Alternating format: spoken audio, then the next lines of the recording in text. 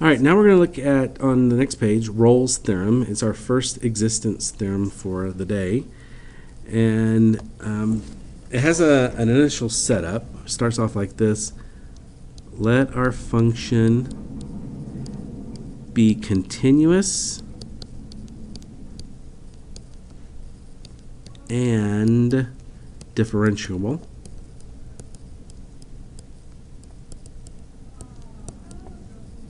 Now we saw that last time with the extreme value theorem that it had to be continuous, but this one not only has to be continuous, but it also has to be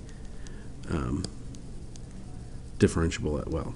That means no cusps allowed, or no holes, or any weird thing that won't allow a derivative. Okay. It's on a closed interval.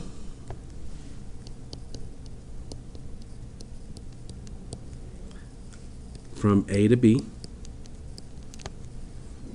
All right, so that's our initial setup. It says if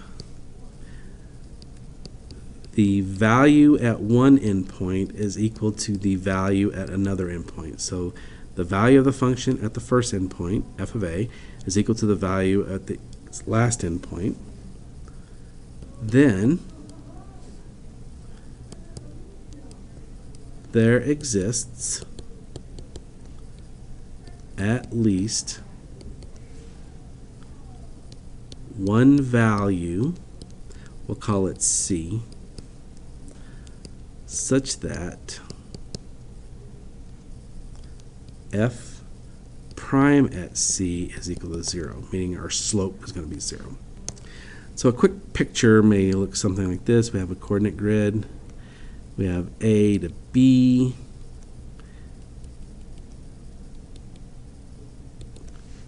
And when I look at the value at A, it's identical to the value at B. And I don't know what my function does. It can do anything in between here. But what it is saying is no matter what the function does, at some point you will have a slope that's 0, meaning we will have either a max or a min, or the rate of change is constant, therefore the slope is 0. So if I drew a straight line across, that slope would also be 0. That's basically what it's saying. It's basically saying that you will have a max or a min if this initial condition applies. All right, so what they want you to do on this next section is to first, using that function from the previous page, do you think Rolle's theorem applies to this? So it's like yes or no, and then you have to give a reason.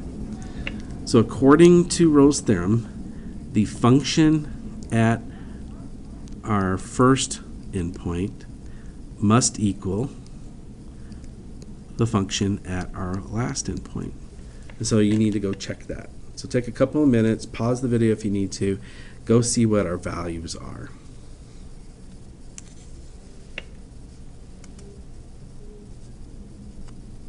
All right, so what you should have found is that the value at 2 is 5, and the value at 14 is 5. And so, yes, I can use this theorem. And it says, explain why. Because f of x is continuous and differentiable, and f at 2 is equal to f of 14. Okay. All right, now go ahead and do that again for the next one. Take a couple of minutes, pause the video if you need to so you can do it. Basically what we're checking is f at 2 equal to f of 8. We've already established that the function is continuous and differentiable. Okay, what you find this time is 5 does not equal 11, and so no, and you can say because f at 2 does not equal f at 8. All right. So the next couple examples, The next couple of examples are actual functions that we will be checking to see whether we can use Rolle's theorem. And if it does, what is the C value that will actually give me those zero slopes? Which you've been doing. You've already been doing the derivative, set n equals 0, finding the x values that are equal to 0. But we're going to look at it a little bit different this time. So the first thing I want to do is look at the function and decide if I think it is continuous and differentiable on our closed interval.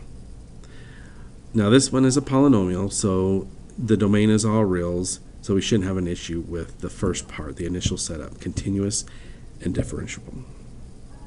The next thing I want to do is check my endpoints. So check it at -3, and it should equal g at 0. So what I like to do right now is take a couple of minutes and check all that out and see if it is. All right, what you should have found is your two endpoints are 0 and 0, so yes, I can use Rolle's theorem for this, so the answer is yes. All right, so now it wants us to find the C value that guarantees a 0 slope. So we need to do our derivative of x.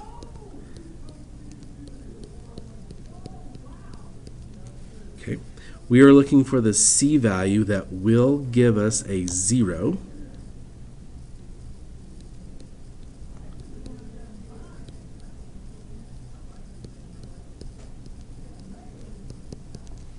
And if you leave this as an x instead of changing it as C, I don't think you're going to be marked wrong for that. It's just the normal practice is changing it to the C that they want you to do. All right, so now we're going to use our normal solving. We've been doing this since we've been doing sign analysis, try to figure out what are my critical values and stuff like that. So I'm going to take out a GCF.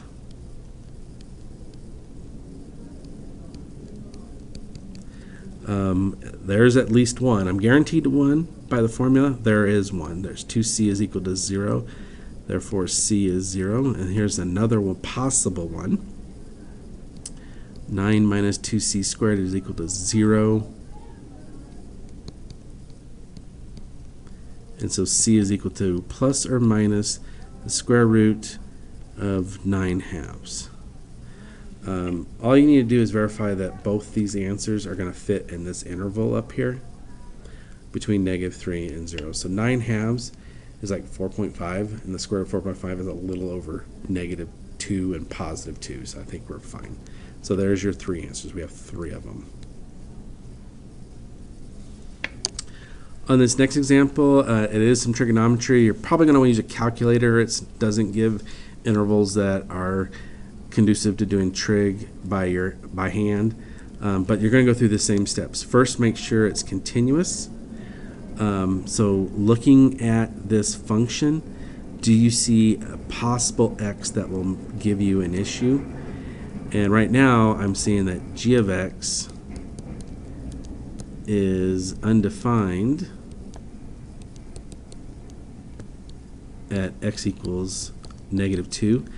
And all I need to do is verify that it doesn't fit into that closed interval. Now, if -2 does fall into that closed interval, this function is continuous and I can't use Rolle's theorem. So what do you think on this one?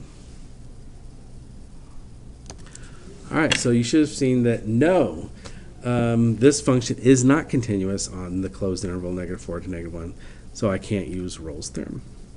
All right, so one of the things that I like about Rolle's theorem is it really makes a connection between instantaneous rate and slope, or maxes and mins and stuff like that. So it says instantaneous rate of change is equal to 0. It really guarantees that there is one when we're looking for maxes and mins.